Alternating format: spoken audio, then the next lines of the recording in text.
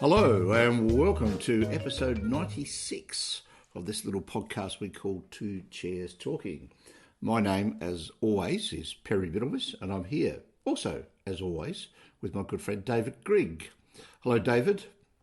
How are you, Perry? How's things been? Weather warming up can only be a good thing. Spring, I believe, has, as they say in sprung. Yes, absolutely, well and truly.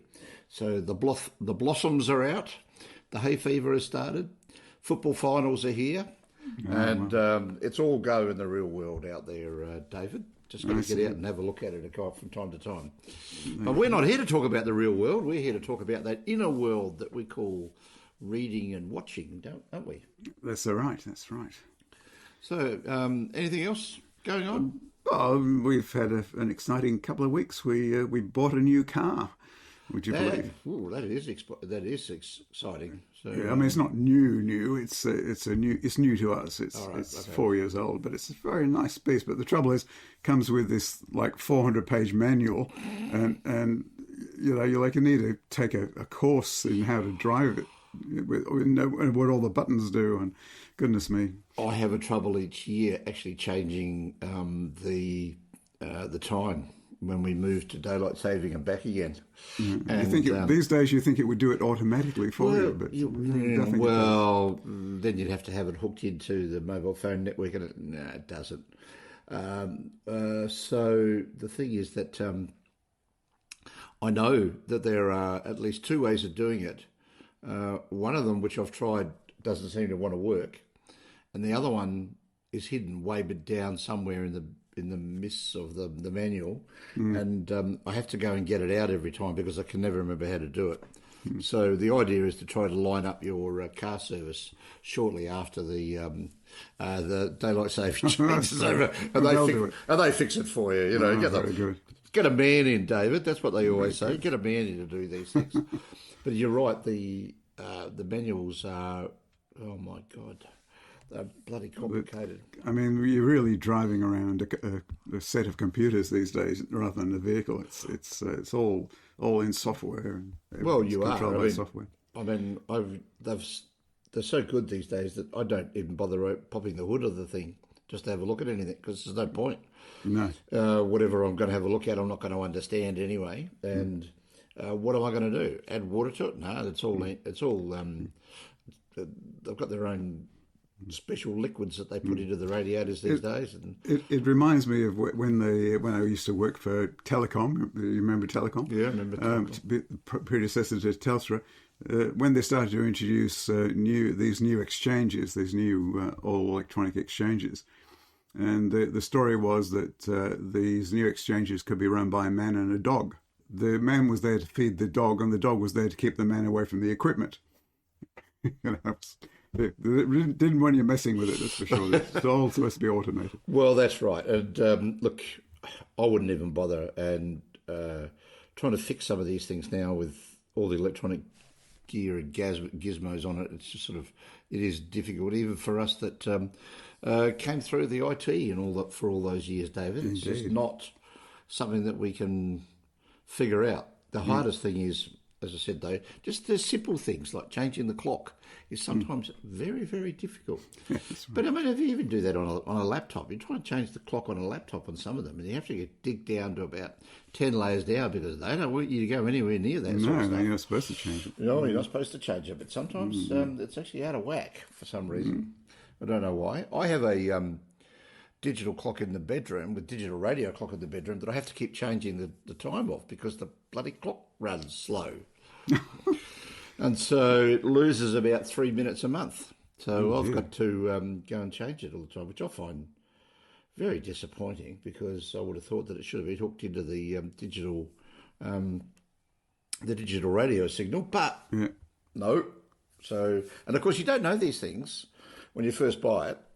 No. But it's a tiny little cube of a thing, and it's just there as an alarm clock. And if we ever need it, although we don't actually use alarm clocks, I certainly don't now that I'm retired. It's the last thing I bloody want to do is wake up for an alarm clock. Oh my God! And then when you set them for, have you noticed this? When you actually set an alarm clock for a time when you've got to get up at Sparrows to go to the airport, and you set the alarm clock at 15 minutes before it's supposed to go off, you're wide awake staring at it thinking, do I get up now or do I wait until it goes off? No, I'll get up now. So it's just some reason or other I wake up, which is a very interesting thing about a certain character that I'm going to be talking about a bit later on in this particular podcast as well.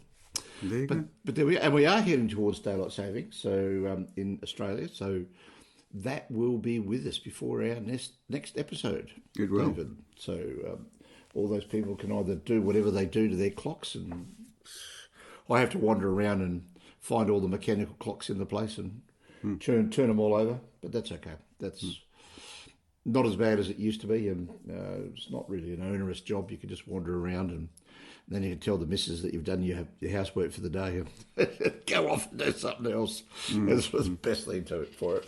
Anyway, David, any news?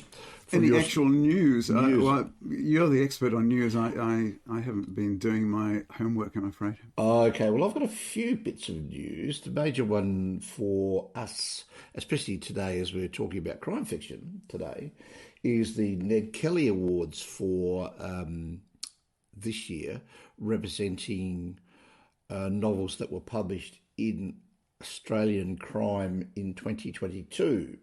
And the Best Novel award went to Exiles by Jane Harper. I think I enjoyed this more than you do, as I recall. Yeah, I wasn't all that impressed, but it was okay. It was okay. Not that impressed. Well, interesting to note that the second novel, Force of Nature, has now been filmed, and that's being released sometime between now and Christmas, again with Eric Banner in the role of Aaron Falk. Exiles is the third of those and the last, as far as we're aware. She may bring him back at some time in the future, but from what I've been able to garner, she has decided to call it a day with that particular character, and probably a good thing. I thought the second one was a bit of a stretch. I actually liked the third one, and I thought that sort of got her back on track, but not up to the standard of the first one, but because that was a bit of a game changer for not only for Jane Harper, but also for Australian crime fiction, because it just did so well both here and overseas. Anyway, so that's Exiles by Jane Harper, won Best Novel at the Ned Kelly Awards. Best First Novel, which we've also both read, Wake by Shelley Burrows. Yeah, well, that was great. I loved that. It's very good. I had one query about it. It's not perfect, but it's not perfect. I had one query about it, and that was, what about the dog? I remember talking to you about this, and you said, "What dog?" And I said, "Exactly." Oh, right. There's no dog on the farm, and it's a sheep farm. So how the hell could you have a sheep farm without a dog on it? This is another spin of what did the dog do in the night? Yes, the dog did nothing because there was no dog. Well, there's no dog. That's right. Yeah. No, okay. Okay. Yep. The next one are the 2023 Dragon Awards. Now, I'm not sure if you're aware of the Dragon Con and Dragon Awards, David. These started out as a for-profit series of conventions, always held over the Labor Day weekend in Atlanta, Georgia. Started in 1987. And according to Wikipedia, as of 2017, the convention now draws attendance of over 80,000 people. Good grief. They have a 1,500 member volunteer staff working on it. I mean, the mind boggles as to what you can do. So that's like about one volunteer for every 6 attendees. Good God. What you could do would be fantastic. But they started off as a standard sort of SF convention. 1987, they had 1,400. By 1998, they had 18,000. By 2010, they had over 30,000. And, well, actually, 2019, according to this, they had over 85,000 people. Good grief. They're currently using, big hotels. The Hyatt Regency in Atlanta, the Hilton Atlanta, Marriott Marcus, Cortland Grand Hotel, which was formerly the Sheraton, Western Peachtree Plaza, and the America's Mart 2 and 3. So they've got, like half a dozen or so massively big hotels. And of course, in the US, the hotels there are all geared up for the conference market. And so all of the hotels have conference facilities associated with them. And if you book out the conference facilities, you end up getting huge numbers of freebies for the hotel rooms, and they would fill all the hotel rooms. So Atlanta, Georgia must absolutely love it. So I think it started off as a sort of straight science fiction convention, but now it includes just about everything: comics, costuming, space science, online independent movies, podcasting, Asian cinema and culture, robotics, Star Trek, Star Wars, all the different types of media stuff. And it just goes on, and comics as well, and movies. And so it's sort of like to me, it reads like the East Coast equivalent of the San Diego Comic-Con. And maybe not as big as the San Diego Comic-Con, because that's, just down the road from Los Angeles, where Hollywood is. And so you would suggest that the film companies probably chuck a lot more money and time and effort into Comic-Con down there than they do to Dragon Con. But because it's at a slightly different time of year, maybe they also do a fair amount of work with that. So, interesting, massively huge convention. A few years back, they decided to start giving out their Dragon Awards across a number of different categories. These are the ones that deal with the written side of the genre, as also film and television. So the best SF novel. Sorry, is there a speciality on dragons? Is it no? It's just a science fiction convention. It's just called Dragon Con. It's just something that basically covers all of the science fiction and fantasy, just as a catch-all phrase. It came from. Now you got me. It actually did come from. What they say? It was. It was launched. I read what it says on Wikipedia here, the history. DragonCon was launched in 1987 as a project of a local science fiction and gaming group called the Dragon Alliance of Gamers and Role Players. Mm-hmm. So it was founded by board of directors, blah, blah, blah, blah, and so they called it Dragon Con. It used to be called Dragon Asterisk Con. Now they just call it Dragon Con with just a space in the middle. Okay. So I think there was a bit of problems with one of the directors, and so he's now no longer on the board, and they decided to change the name just to basically cover everything. So anyway, they give out awards for books and film and television for material that was released in the previous year. So again, this year, 2023, for material that was released in 2022. Their best SF novel was The Icarus Plot by Timothy Zahn. Yeah, don't know anything much about that. Don't know anything at all. Best fantasy novel, Witch King by Martha Wells. Well, Martha Wells is doing the Murderbot stuff that you weren't overly happy with last week. But, we all know that your taste is in your mouth, David. Obviously, it's not. So, we can basically just, disregard what you had to say last week. That's right. Now, they refer to this, and this has been interesting for what you've been talking about over the last couple of months or so, best young adult / middle grade novel. So they refer to it as young adult and middle grade, and that's The Golden Enclaves by Naomi Novik. I think this is another one of those novels that's in the genre of basically kids going to magic school or something along those lines. Okay. Best alternate history is Lost in Time by A.G. Riddle. Don't know that at all. Best horror novel, A House with Good Bones by T. Kingfisher. And I think the best TV series was The Sandman. And best film, Dungeons and Dragons. Beat out everywhere, everything everywhere all at once. Okay, goodness me. So just goes to show that some people are just... have no taste, yes. Well, it's got dragon in the title, so therefore, because you go to Dragon Con, maybe they felt they had to vote for it. But I mean, come on. I mean, talk about chalk and cheese. Look, I wanted to admit the Dungeons and Dragons movie was a bit of fun, but I didn't think it did anything new. No. It just rolled things out. I mean, sure, if that's what you're after, fantastic. but it didn't do anything new, whereas Everything Everywhere All at Once was very new. Oh, it was and great. a very innovative approach to the subject matter, and frankly, funny, which Dungeons and Dragons, frankly, wasn't. So anyway, there we go. There you go.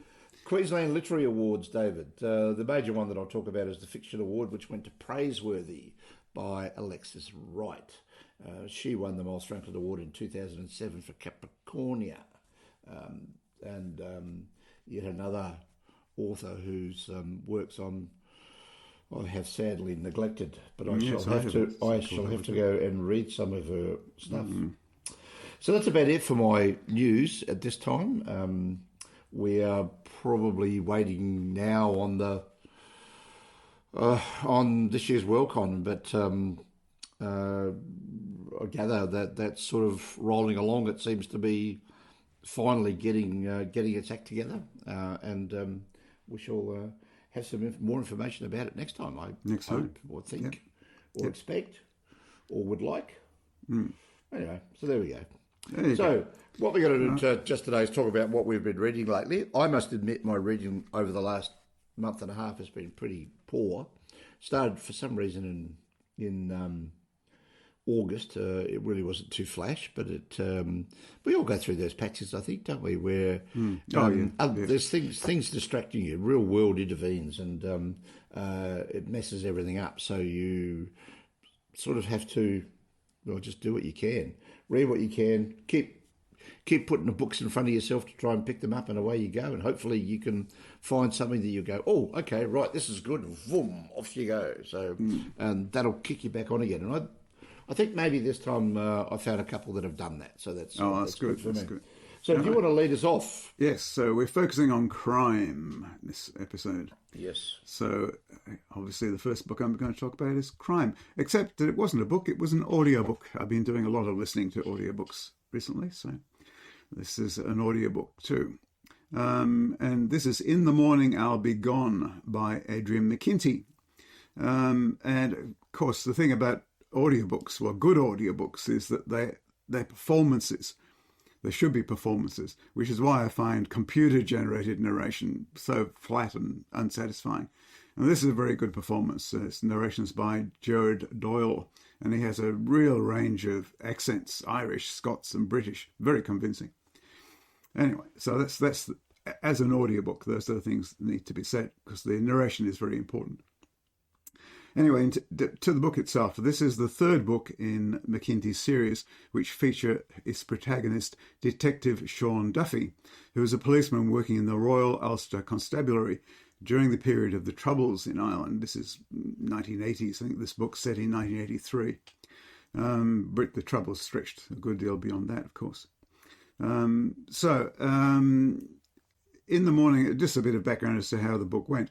In the Morning I'll Be Gone won the Ned Kelly Award for Best Novel in 2014, as did its predecessor, I Hear the Sirens in the Street, in 2013, because that was at a time when McKinty was living in Australia, but having a very tough time trying to make a living.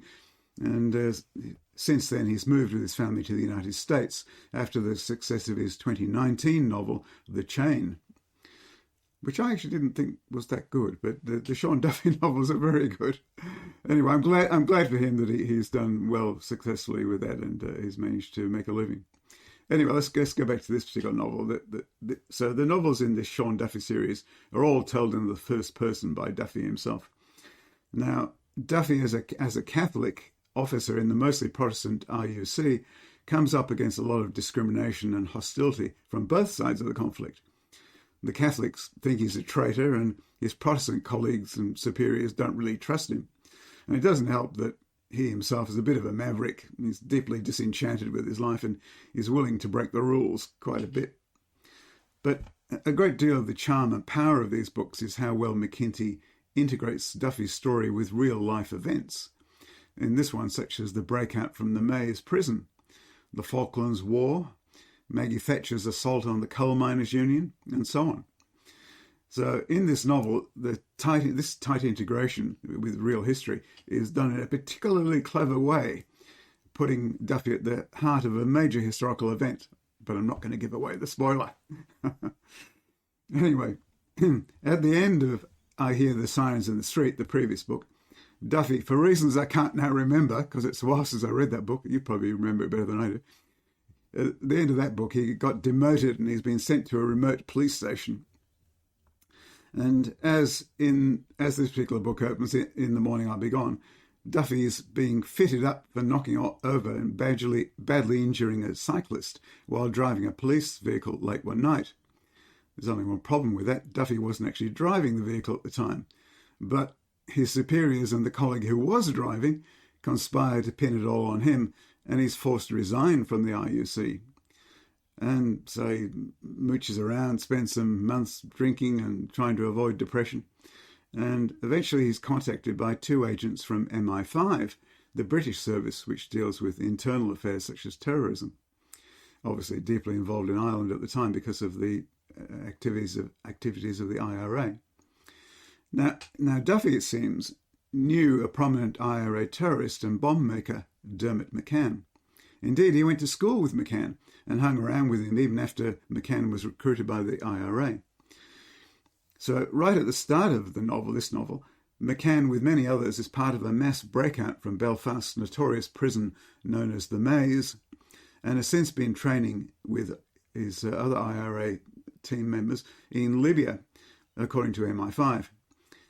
And now MI5 believe that McCann has returned to Ireland and is planning some sort of major terrorist attack to promote the Republican cause. So because of his past connection with McCann, MI5 has approached Sean Duffy to help try to track down the terrorist before he can take action. And then, so Duffy's sort of trying to talk to various members of McCann's family, and none of them will talk to him. Even if they knew where he was, they wouldn't tell him. And so he's sort of not getting very far. But finally he goes and he actually goes off to talk to McCann's ex-wife. But in fact, she's not there at that particular time, and her mother, Mary Fitzgerald, is there at the time, and he talks to her, and she won't tell him anything either about Duffy or about McCann or where he might be. But there's sort of a glint in her eye, and he senses that she wants to tell him something. And eventually, she arranges to meet up with him somewhere secret, and she talks to him. She holds out she wants him to look into the death of her daughter Lizzie, who's Annie's younger sister. Her daughter Lizzie died 4 years previously, and she holds out the promise to Duffy that in return for him helping her with this case, she will help Duffy locate her erstwhile son-in-law, Dermot McCann. So you have this cold case that he's looking into, and it turns out to be a classic, really classic locked room mystery, which seems completely impossible to imagine a solution to. So this young woman has been found dead in a pub where she was working after locking up one night. And she's found dead later that evening because she hasn't come home. All the doors of the pub are locked and barred from the inside. And she's lying on the floor, apparently having fallen off the bar while trying to change a light bulb. So she's fallen off the bar, broken her neck. So it seems like a clear case of an accident. Just, all the doors are barred. So much of the novel revolves around Duffy and one of his colleagues trying to penetrate the mystery, and for a long time to very little effect, and they're becoming more and more convinced that it was indeed just an accidental death, as at first it seemed. But that isn't an answer which will induce Mary Fitzgerald to help them find McCann. So you eventually get to the solution. Duffy eventually comes to the solution of this mystery, which is very clever, I thought, and I thought it was very convincing. And then once he's solved that problem, which again I won't give away the spoiler as to how it comes about, once he's got that information, he's able to go on with the primary task to locate Dermot McCann, which he eventually does. And when he does, the story comes to what you can only say is a shattering conclusion.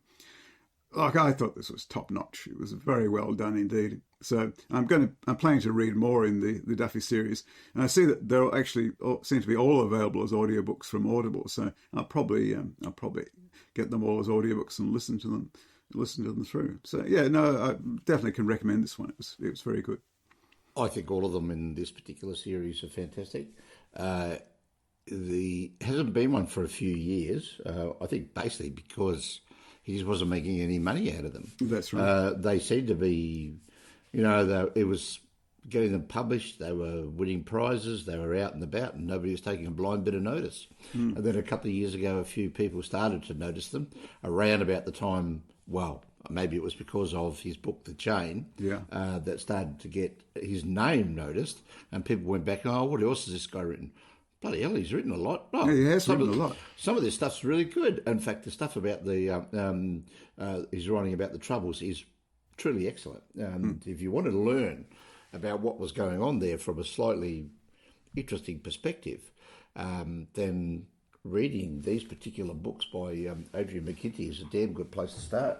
And a lot of people around are starting to pick up on them and just reading them, powering through the whole lot. And I would recommend that people do so. They're just excellent. As you say, he's now no longer eligible for the Ned Kellys, but I believe there is a new Duffy coming out about now. I think it is out. I think it's just out, and I'm not sure what number that is, but it's I think it's number 9. 7 or 9, something like that. It's fair way down the track. It's certainly a long way up. Yeah. It's look. Once you get past 3 or 4, it gets a bit hard to to keep track of them. Keep track of it, and I've got. And obviously, in the story, as the time is moving on, so I think it's now into the 1990s in terms of the period. So we'll see. I would certainly like to keep reading them. So I would as well. I think you should. I mean, you say McKinty's written a heck of a lot of books. He's even written a fantasy or science fiction trilogy for young people. So I must track that down. It's the Lighthouse trilogy. Yes, I haven't read it, but I know that he's a big SF fan. He's a big fan of J.G. Ballard. In fact, one of his books I noticed, which is another one that's available from Audible. It wasn't this one, obviously, but all the chapter titles are quotes from Philip K. Dick books. Yeah, he's a Dick and Ballard fan, and of course, all of the titles of the Sean Duffy series are taken from song titles by Tom Waits. Ah, I didn't know that. So interesting. Yes, they're all there, or song titles, or at least lyrics from Tom Waits. So you'll have to go and check that out as well. Interesting. Just some nice little quirks. I mean, you can obviously see McKinty's having fun with it, but he's taking it deadly seriously because he lived through part of this era. And he's just trying to make sense of it in his own head. And he's picked the right character that was there. Sean Duffy, who's he's not squeaky clean. Oh no.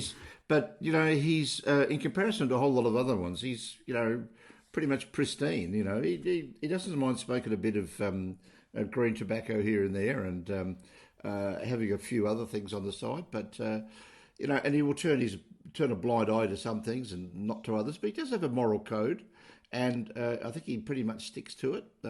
Gets him into trouble a hell of a lot of the time because everybody wants him to bend the rules, and sometimes he just won't, and that causes him some difficulty. But they're good stuff.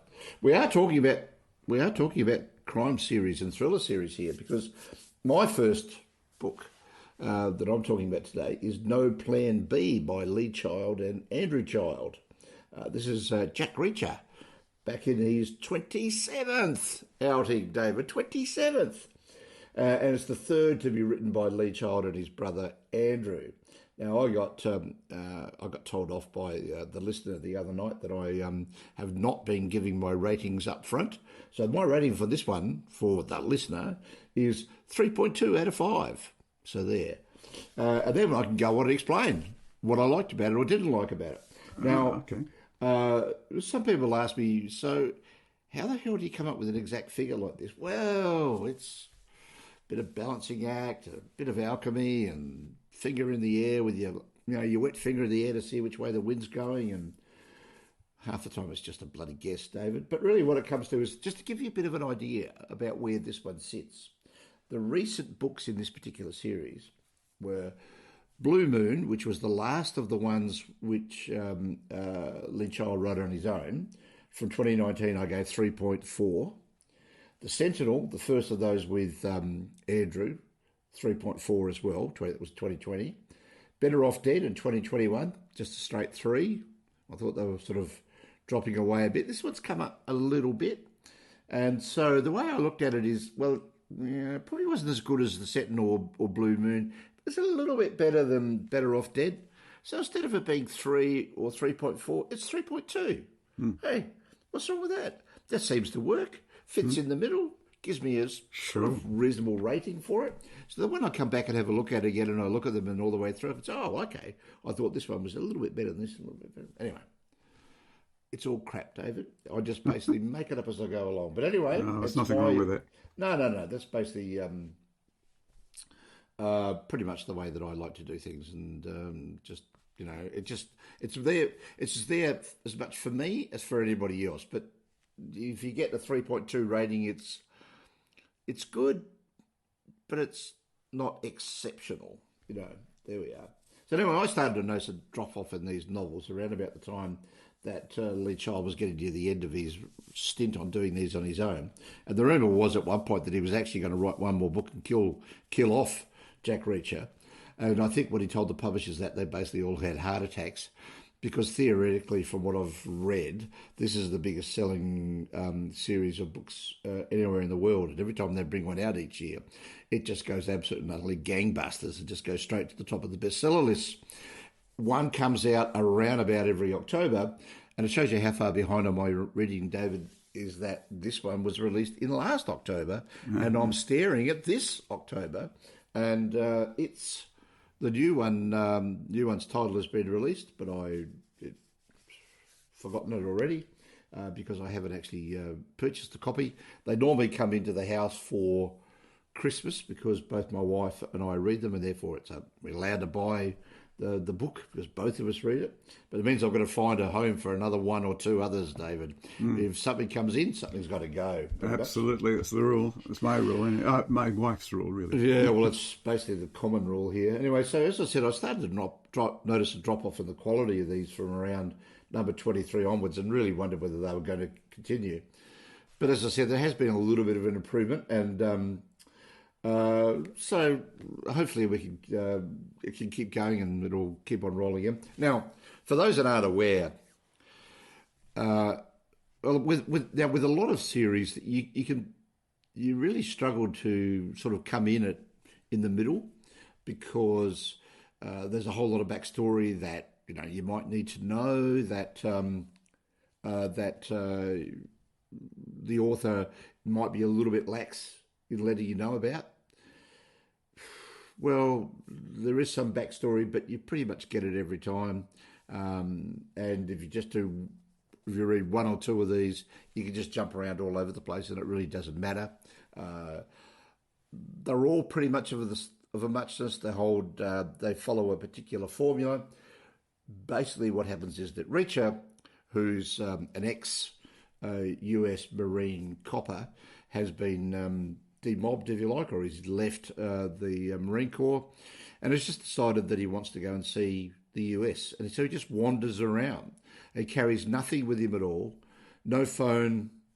Does he carry his passport? Maybe not sure. He's got a foldable a toothbrush rather, which he keeps. And once that one's worn out, he chucks it away. He's got a wallet, but doesn't have a watch because, and we were talking about alarms earlier on, his one major, if you like, in inverted commas, superpower is that he is able to know the exact time wherever he is, whenever he wakes up or wherever whatever he does. So that if you tell him you need to be somewhere in 10 minutes, he knows exactly when 10 minutes starts and finishes. He knows exactly how to judge the time. And if he wakes up in the middle of the night, he knows what time it is without even looking at the clock. What astounding skills.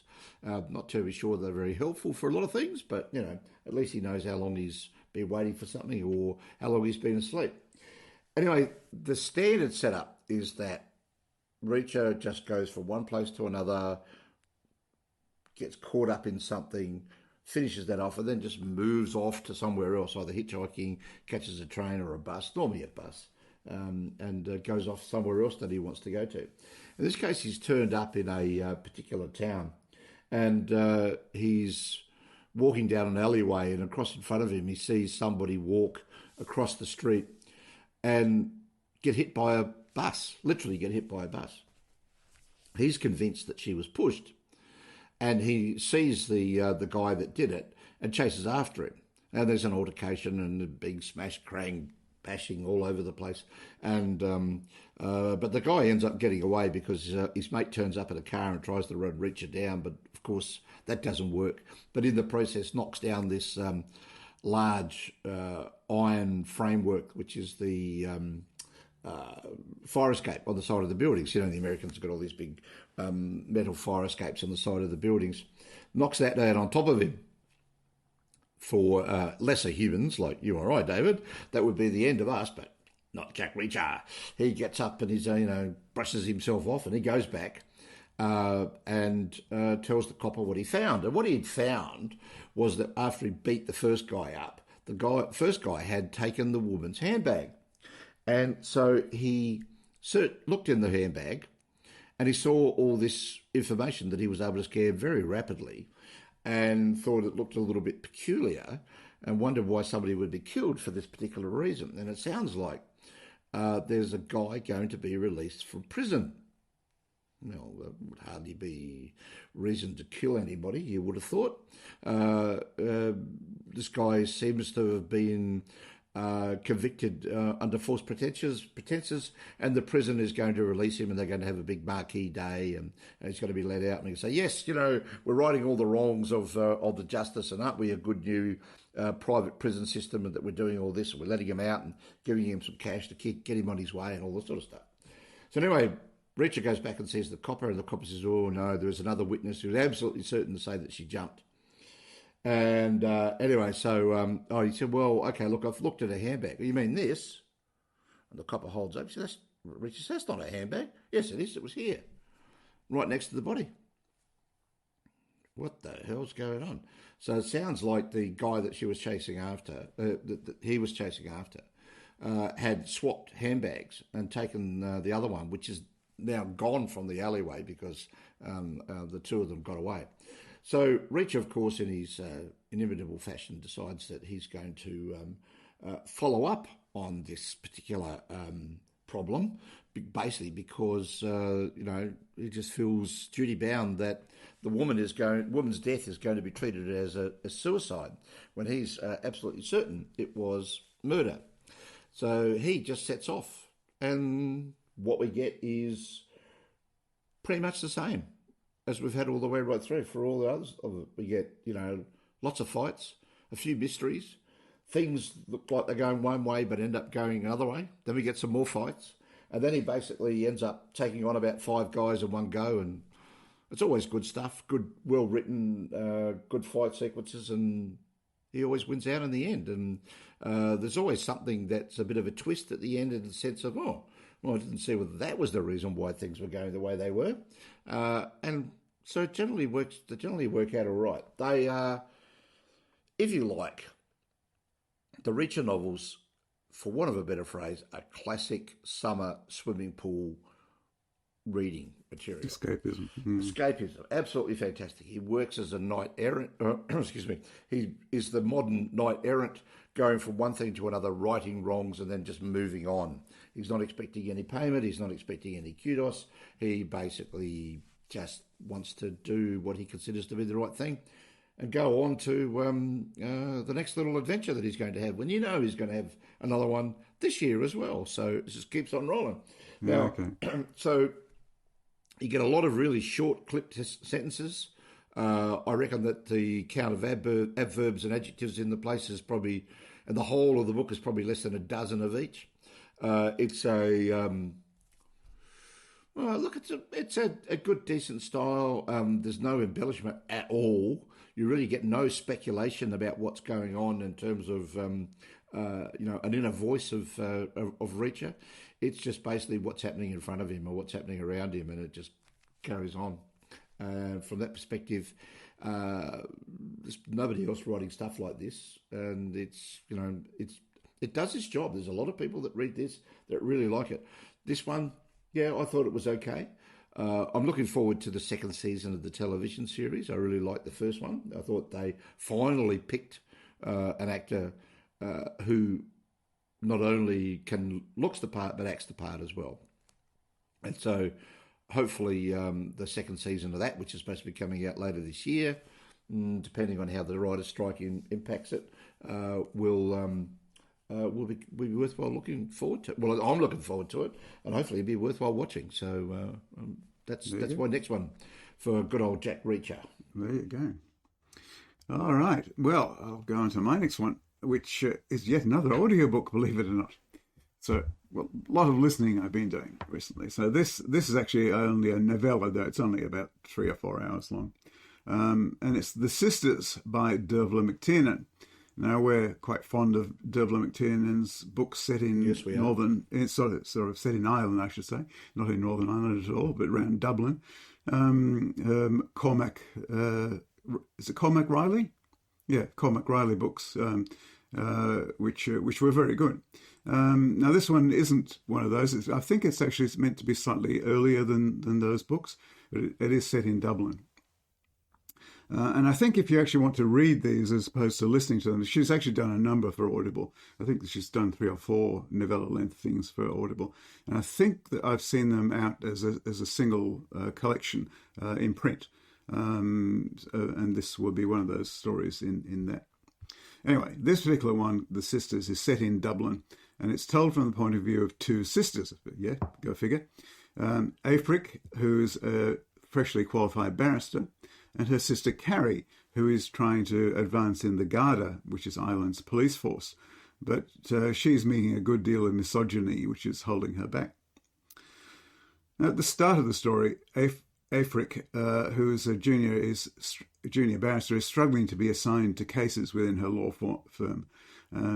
But one morning she's unexpectedly handed a case when the head of her chambers is absent due to being a little bit under the weather from excessive drinking, and he's not there that day. And so she gets handed this particular case, and it's a murder case. But the paperwork that Aifric is given consists only of a single sheet of paper. So she looks at this, there's nothing to work on, but she has to front at a hearing in front of a judge later that morning. So she has to endure a sort of tongue lashing from the judge because she's not prepared. And she has to scramble to find out more.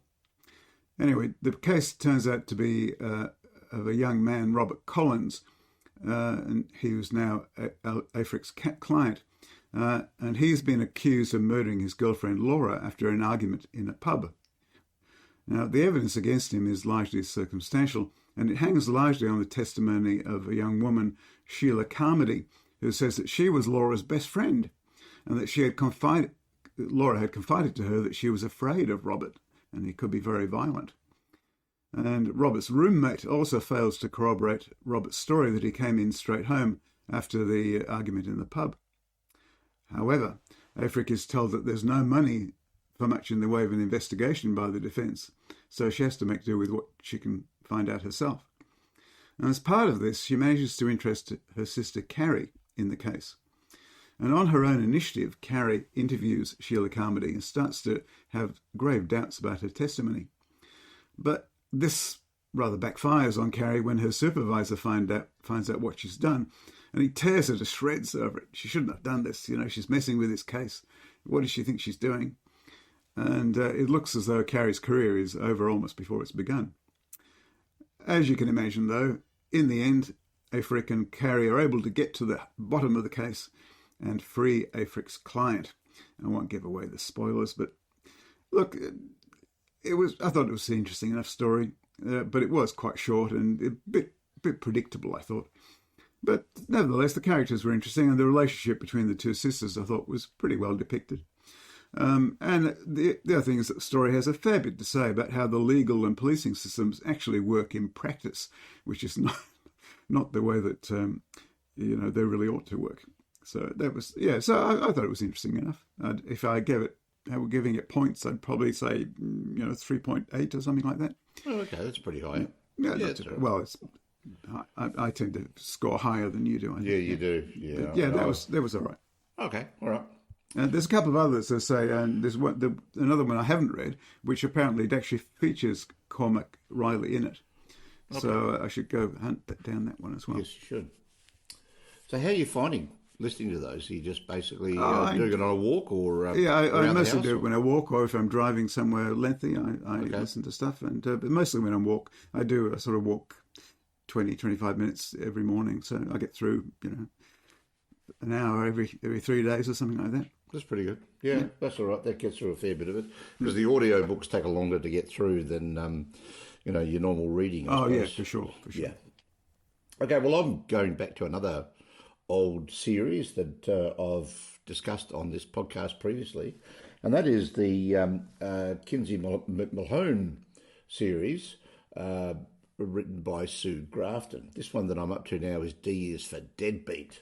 Now, as you can probably imagine, this is number 4 in her sort of alphabetical series of novels, featuring her recurring private investigator character, Kinsey Mahone. Following A is for alibi, B is for burglar, and C is for corpse. Now, this one's probably not quite up to the standard of the second and third, which I thought were a bit better than the first. And so this one I've given, what have I given this one? I didn't even write it down, but I think I've given this one probably about a 3 point, about another 3.4, I think. So it's decent. So 3 stars with a little bit higher, not quite 3.5. Now, you'll be aware that Sue Grafton set out in around about the mid-1980s. This book is from 1987. She set out in the early mid-1980s to write 1 book per year featuring this particular character until she got through the whole 26 letters of the alphabet. Unfortunately, she died just before she started working on the Z entry, and so there are 25. And I was reading today that the family have made it a point that their mother, Sue Grafton, had stated that she did not want anybody to finish the series if she couldn't, and none of them are going to be sold for the screen, which is a bit of a pity because there's some quite good stories in here, and they could be used as quite good historical depictions of California in the 1980s. Pre-mobile phones, pre-anything electronic, pre-anything digital. And so, digital in the everyday lives of people. So, it's a bit sad, but it's her choice. She's able to do that. So anyway, as previously with all these books, the novel's set in the fictional Californian town of Santa Teresa, which was originally created by author Ross MacDonald for his Lou Archer novels. And as I've pointed out, Ross MacDonald named his character Lou Archer after the partner of Sam Spade from the Maltese Falcon, because right at the very beginning of the Maltese Falcon, the detective agency is called Spade and Archer is the guy that gets shot that Sam Spade then starts to investigate.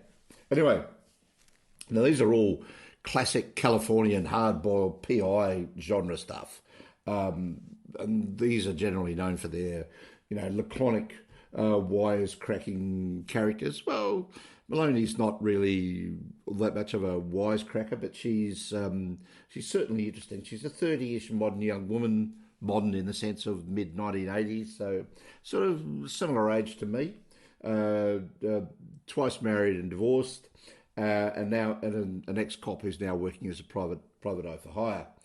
This particular novel starts in classic fashion with a man classic fashion in that she's in her office and a man appears at the office and says, "I've got a job for you to do." He identifies himself as Alvin Lombardo, and he asks her to locate a young man and deliver to him a cashier's cheque, which I take as being equivalent to an Australian bank cheque, for $25,000 US. fair amount of money back in those days. And he spins this particular story about why he wants to give it to this kid and and how he got the money, and just basically tries to get her to do the work. She says, "Yeah, well, okay. Why don't you do it? I mean, it's pretty easy. Just hand it to him." "Well, I can't find him, and I can't track him down, and I need somebody who's got the skills to be able to track down a missing person." And that's generally what the PIs are doing. So okay, so she asks for a separate check from him as a retainer. He writes it for her, and she puts it aside and doesn't do anything, and writes up the notes, and he leaves, and she waits for the check to clear, only to get a note from the bank to say that it bounced. Well, do I have any information about where this guy is? And she thinks she does, and she goes to try and track him down, and he's not there. And then she finds out that there's a guy that has been found dead on the local beach. And from the description, it sounds like this Alvin Lombardo. But when she gets there, she finds out that the guy's name is John Daggett. And Daggett was somebody, telling her a big story. And it comes out that Daggett was an ex-con. And the police... the background is that John Daggett was an ex-convict. He's just got out of jail for serving a long term for vehicular manslaughter. He'd been driving a car while drunk, ploughed through an intersection, cleaned up another car, and killed three or all bar one of the people in the other car. I'll give you one guess who's the other guy that survived. He's the one that was going to be the recipient of the cashier's check. Police assume that Daggett was just drunk as a skunk, fell off a boat, drowned, and got washed ashore because that's basically the cause of death is drowning. Daggett's sister, who's a bit of a freewheeler, a high roller in the business world, doesn't think that this is true, and the police wipe them to say, "Oh no, just not interested. This is a case of accidental death. Don't want to know about it." But she's convinced there's more to this than meets the eye, and she engages Maloney to go looking into it. She takes this as the opportunity then to also be able to try and track down this young kid to give him the money. And so it's on. We have a classic situation of basically the classic stuff of deceits, deep secrets, history, lies, false representation, feints, people saying one thing and meaning another, lots of different things that they're not telling anybody, secrets they hide because they're worried that the police will find out or it'll implicate them and stuff. All the good classic PI mystery stuff that all goes together to bring it all for a really good story, which it does do, and it all comes together very nicely at the end. Grafton's very good at sort of stringing all the bits out and then slowly weaving them back together and then tying them off in a nice little knot at the end. And it all comes together quite well. You may not necessarily like the outcome of some of these things, but, they all tie together and it all makes sense. As I said, maybe this isn't as good as the first three in this particular series, but it's a very good example of its type. And as with Reacher, really, you can start this series anywhere. But if you're going to, you might as well go back and start with A for Alibi and just work your way through. Absolutely. Look, I'm finding these really good comfort reads now, and I'm struggling to find a reading pattern because, as I said, in August I sort of fell out of it a bit. I can always go back to Sue Grafton's books now, and I know that they are, small, short paperbacks. I think this one is, looking at the book, about 230 pages. Classic size. You're going to be able to read this in a couple of days, 3 days maybe. You're going to get through it. Once the things get rolling, it's not going to take long divergent paths off somewhere else and then come back. It's going to basically keep on rolling with this particular mystery and then, like a train, get to its station at the end and deliver you the solution that you're after. Always good stuff, always good as a comfort read. Give it a try if you haven't. True. All right. Okay, well, this is my last book, and it's called Down Cemetery Road. which is actually a quote from a poem by Philip Larkin, I believe. Okay. Anyway, the author is Mick Herron. Now, you may recall that Mick Herron is the author of the Slow House series of spy thrillers, which have been made into a memorable television series starring Gary Oldman. I've certainly enjoyed both those books and the TV shows so far. So I'm very interested to look at this book, Down Cemetery Road, which is Herron's debut novel. And he certainly seems to have come galloping out of the gate, because I thought this was terrific. It foreshadows much of the fast pacing and cynical humour, sort of sardonic humour of the Slow House books. Anyway, let's look at this particular book. And we start with a prologue, which I think is essential reading. I don't understand people who say they won't read prologues. Never understood that.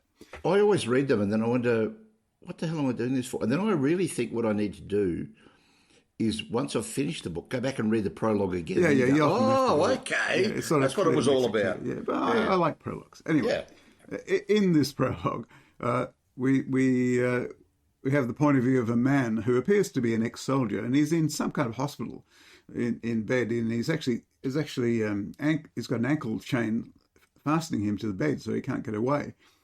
So he's in some kind of hospital. It's a windowless room. He's being treated, or at least investigated, for some kind of event which happened in a desert. But he has no idea where he now is. He assumes that he's a prisoner of war somewhere in the Middle East. But by accident, he discovers that he's not. He's somewhere quite different. So then we go to the story proper. And we're introduced, it's a very domestic sort of scene. We're introduced to Sarah Trafford, née Tucker, in her early 30s, who's living in Oxford. And she's in the middle of setting up a dinner party that she's been really pushed to put together for one of her husband's clients. Her husband, Mark, is an investment banker.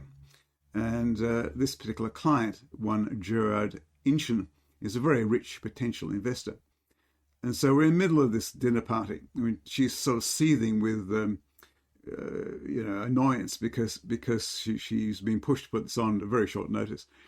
And so they're in the middle of this party, and she's invited a couple of her old friends along just to make up a sort of dinner party worth of people.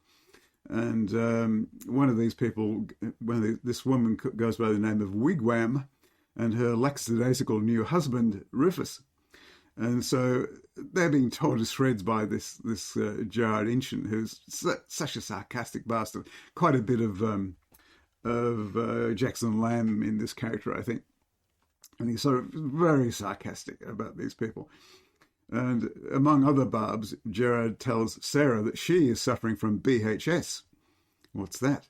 Bored housewife syndrome. And Sarah, though, can give as good as she gets. And she gets really stuck into him at this dinner party, which really upsets her husband, Mark, who is trying to woo this guy to invest with the firm. Anyway, so this is all happening. So it's really quite a clever bit of relationship sort of description in all this. But this rather toxic scene comes to a close when the house blows up. Well, not the house where the dinner party is being held. That's a bit of a trick by the author here. It sort of ends the chapter. This all ends with the house blows up. But you get to the next chapter, not this house. It's a house further down the street, which indeed has blown up. And so they all go out and into the street and work out what's going on. This house is blown up and it's collapsing. And it's like several houses away from them. So was it a gas explosion, as the authorities say later on, or was it a bomb, as Gerard Inchen sort of seems to think it is? And this incident with the explosion in the house is the trigger for all of the rest of the novel. And it seems that, again, all this comes out later, 2 people were killed in the explosion, but a 4-year-old child, Dinah, miraculously survived the explosion and is rescued. Now, after a week, the story is dropped out of the newspapers. But Sarah, who is at the moment indeed a bored, but very intelligent and resourceful housewife, can't stop wondering about what happened to the child, because there's no further mention of her in the newspapers. Where did this child go? Was she taken to grandparents? What's the story? And she becomes determined to find out. Indeed, she actually eventually hires a private investigator. But her private investigator eventually is killed, murdered. So this fixation she has on finding out what happens to the child leads her into a morass of mystery, espionage, violence, and indeed completely overturns her entire life. And there's a lot, I thought there was a lot of interesting backstory and depth to Sarah's character. She's a really interesting character. And of course, we eventually do find out what really went with the house blowing up. Spoiler, it wasn't a gas explosion. We're also introduced to the officials of a secret government department in the form of Howard, who's a largely ineffectual senior manager, and two of his field agents who are brothers called Amos and Axel Crane. And then in this particular instance, the elder brother Amos is running the operation, and his brother Axel, who's described as a barking mad killer, is out somewhere in the field, and they're trying to track down an ex-soldier called Michael Downing, who's on the loose, apparently looking for revenge for what's been done to him and his best friend during their military service, and he has secrets that they don't want to come out. So look, I thought this was a real page turner. I loved it. Very hard to put down. A story which heads in some very unexpected directions and keeps on building tension all the way through. Now, I particularly like the fact that as it ends, it doesn't tie off every loose end, but leaves you pondering about what the next steps might be. So I really liked it. Now, there are a couple of other Mick Herron novels set in the same location in Oxford and featuring one of the characters. She's not quite a minor character, she's a bit more than a minor character, but one of the lesser characters from the first novel. And apparently she becomes the protagonist of these next couple of novels. So, yeah, I'll be following those up. Okay. All right. It's always good to know whether, when you read a new book by an author that you know something about, is it part of a series? Is it sort of slightly connected off with other things? And I actually quite like that when they don't necessarily use the main character of one novel as the main character of the next one, but they use a sort of that slightly secondary one, but interesting off to the side, and then you get a different view of how it works. It'd be good to have more authors do that sorts of thing, because that way you can sort of almost circle back to incidents that happened in that first book and see whether there's anything there. But anyway, yeah. So Mick Herron's certainly one of those authors that's you got to keep an eye on, because he's just writing so damn well. The Slough House one. So I've still got 4 or 5 of those to go. Me too, yeah. So I think I've read 3. I think, but I'm going to certainly be finishing up this earlier series by him. So he is obviously very good writer. Right. Good stuff. Okay. Right. Good. Well, I'm going to talk about a couple of TV series now. Okay. To finish us off for the day. The first one is called The Lincoln Lawyer. I think I spoke about season 1 of this last year. This is season 2 from earlier this year, 10 episodes. On Netflix. It's a courtroom drama, and I'll give this one 3.6 out of 5, David. Now, as a bit of a reminder, The Lincoln Lawyer is the original Lincoln Lawyer was a film released in 2011 based on novel of the same name by Michael Connolly, featuring Matthew McConaughey in the lead role. And if you recall that one, he was called the Lincoln Lawyer because he had to. He was always on the lookout for work, always had to keep hunting work all over the place, and had to keep driving from one courthouse to another. And he'd made just enough money to be able to pay for a driver and he had a Lincoln which was big enough to carry all of his case files, and he used to work between courthouses so that he'd have all of his stuff in the car, and while he was moving between one courthouse and the next, he'd reacquaint himself with all of the documentation for a particular case, and so that when he got there, he was all ready to roll. Because there was so much driving around and the traffic was so bad, it was taking him so long to get anywhere, he had plenty of time to actually do the study. Same thing happens here. The Lincoln lawyer's name is Mickey Haller, and we're here with this second season of this particular TV series. This one's based on the Michael Connolly novel The Fifth Witness. Now, Haller is now rather famous from the cases from the first season, but things don't look to start so well with him, because in the first episode, the start of the first episode, he's shown being beaten up in a car park and basically left for dead. Now, that stops, and then it jumps 3 months earlier. So obviously this is just the teaser to get you in, and then you're just going to work out what happens. And Hella, 3 months earlier, Hella falls for the chef of a local restaurant, who was later charged with the murder of a leading LA property developer. These two had been at loggerheads with each other over a property development that was being undertaken right next to the woman's restaurant. The LA property developer had tried to get her to sell her restaurant to him so that he could knock it down and put apartments and whatever else on it, and she's refused. They've been photographed as having an altercation at a local demonstration against the property being built, and he's found dead. She is the prime suspect and is arrested for his murder. Now, Hella is having this relationship, but she says, I need a lawyer, you're it, could I have you as a lawyer? Well, he breaks off the relationship to say, well, okay, yes, I can be your lawyer. It's still a bit sort of dodgy because he really shouldn't have had anything to do with her at all. But he breaks the relationship off so that he can act as her lawyer. And he just starts to work to try and free her up. So this whole series is a series of courtroom presentations regarding this particular case, but also Hella's working on a number of other things as well. And there's a number of things that are just rolling along from the first season as well. One of his clients is trying to set him up and comes to him and first off gets him to represent him in a case, and then appears at his house, but this time out of disguise. He was disguised in the first instance, but because he's now got Hella as his lawyer, he tells Hella that, oh, by the way, the guy that you're representing on this other case for a murder charge, yeah, he's innocent. I did it. And you can't tell anybody now because, attorney-client privilege. And so Hella's got to work out, oh, bloody hell, I've got to try, this isn't right, I've got to try and fix this. So he's got to try and work out how to set this guy up to make sure that it all comes through. And there's a whole lot of other things ticking along. It's a pretty good series in terms of stuff all sort of coming together. This Lincoln Lawyer was developed and created by David E. Kelly, who has also brought us things like Boston Legal, Alec Beale and Big Little Lies in the past. So there's a lot of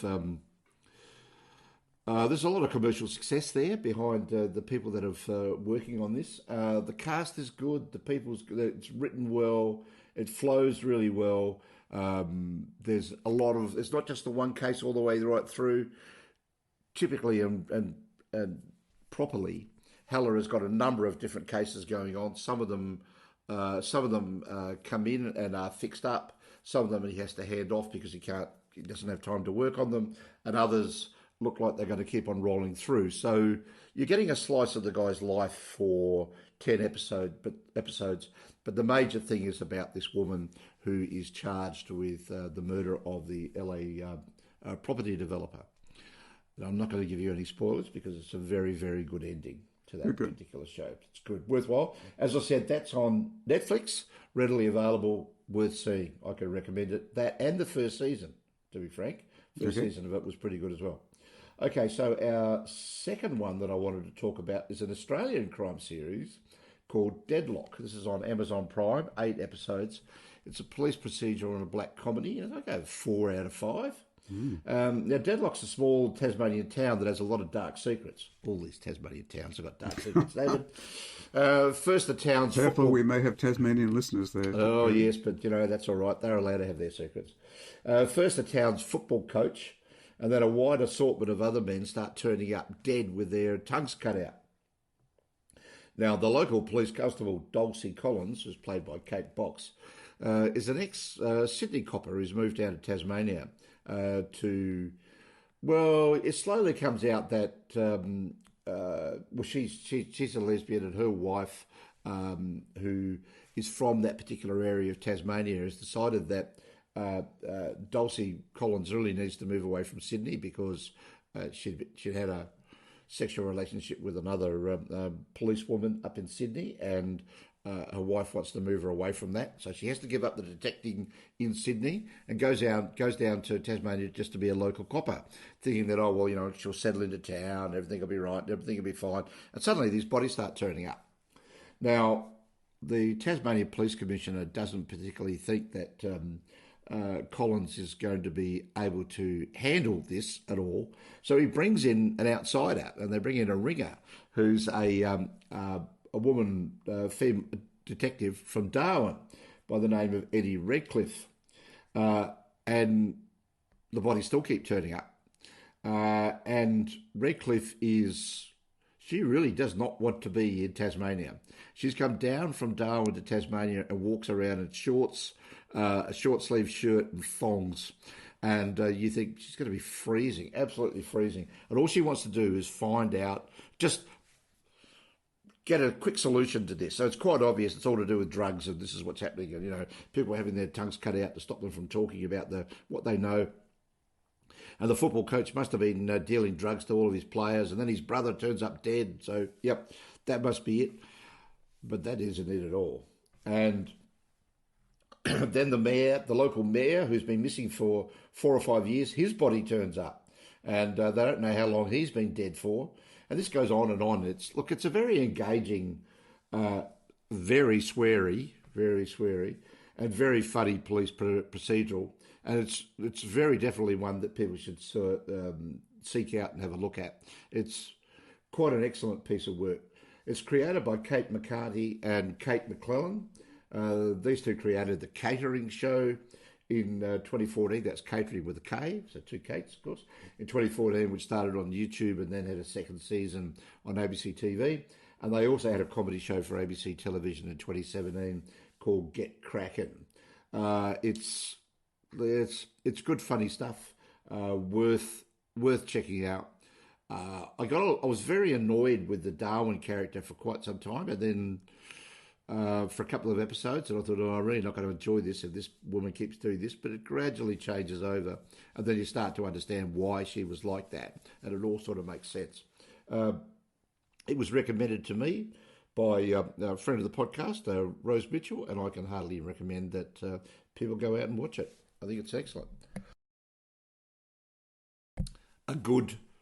A local Australian detective series that's been picked up by Amazon Prime and is available all around the world. There you go. Well, I think that's for today then, Perry. All right, okay. I think it's a good range of materials. There's some associations with Australia, some not, some American, some old, some new, some borrowed, not much borrowed and blue, but anyway, basically I think it's a good range of stuff, and I think it just gives people an idea of the different styles of stuff that's out there. Yeah. And, we haven't really got into the cozies or any of those, but, I think there's a good range of crime fiction out there, and I think it's, some of them are good. You look at the Sue Grafton, though, from 1987. This is almost an historical novel now, 35 years old. Yeah, that's right. Astounding. Look, we're still reading Sherlock Holmes, so what the heck? Oh, yeah. That's fine. I'm not enjoying it as much as I did when I was 13 or 14, though, but I have to give you that. That's fair enough. I'm still trying to work my way through them and get to the other end, but we shall do that. All right, David, I think we're done. Okay. We're done, and we'll catch you next time in another 3 weeks. Yes, we'll do that. Okay. Sure. Talk to you then. See you then. Okay. Bye. Bye.